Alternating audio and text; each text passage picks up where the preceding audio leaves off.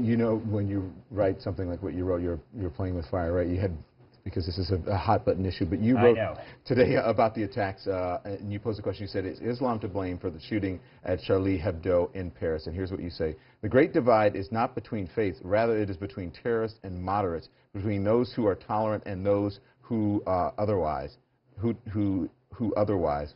Is that the end of it? Yeah. Yeah. Who otherwise? Who otherize? Who otherwise? Yeah, okay. So to focus on the stronger other. glasses. Yeah. So what do you explain that to us? What did you mean by that?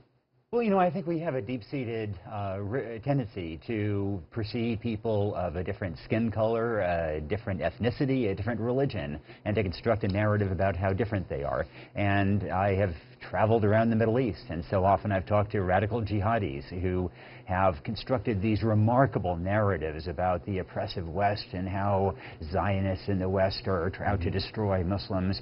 And I think one of my fears is that we, in the aftermath of this kind of brutal attack, will otherize people ourselves. We'll fall prey to this same kind of very human tendency. And, you know, I mean, the basic question I think so many people are asking is Islam to blame? And I think we need to acknowledge that there are real problems with intolerance and violence and extremism in Islam, but they are not representative of a faith with 1.6 billion adherents. And you said, before we start profiling people, you said that we should stand with Charlie Hebdo for the global outpouring of support that has been inspiring. Let's denounce terrorism, oppression, and misogyny in the Islamic world and everywhere, but let's be careful not to respond to terrorist intolerance with our own.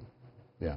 Yeah, exactly. I mean, that I think Australia actually provided a great example in the aftermath of that horrific hostage taking in Sydney last month. That people, on the one hand, denounced the brutality of that attack and of those murders, but they also started a "I'll Ride With You" campaign to stand with Australian Muslims and make it clear that ordinary Australian Muslims are not being blamed for the act of a crazy, violent criminal. You were raised as a Muslim. Your dad, your father's an imam, right? But is this the Islam you know?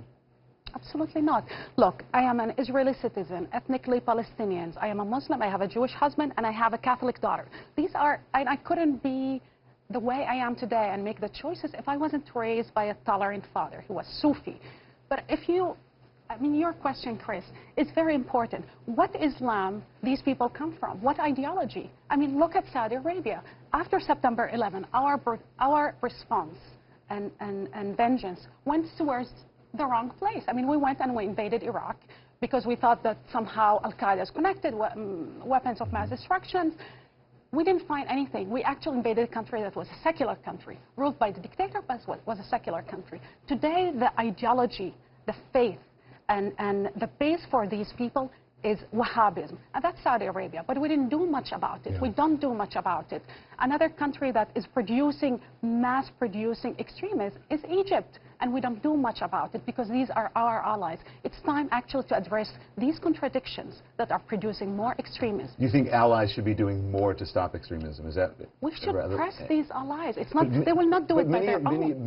Many allies are saying that Muslims should be doing more on their own as well. It's not just. They can do on their own, but when you have Saudi Arabia exporting more Wahhabism than oil, and we don't really stop them, then there's a responsibility also to our government to stop that. Before we go to that, this is a satirical magazine. They poke fun at the Pope and world leaders. Is there a red line that you should not cross? I think there are. I think we in journalism should try to avoid giving offense. But some of us will give offense, and where we give offense, then obviously the reaction should not be what happened today. And you know, I'm accustomed to losing journalistic colleagues in Iraq or in Afghanistan. I'm not accustomed to losing colleagues drawing cartoons in their office.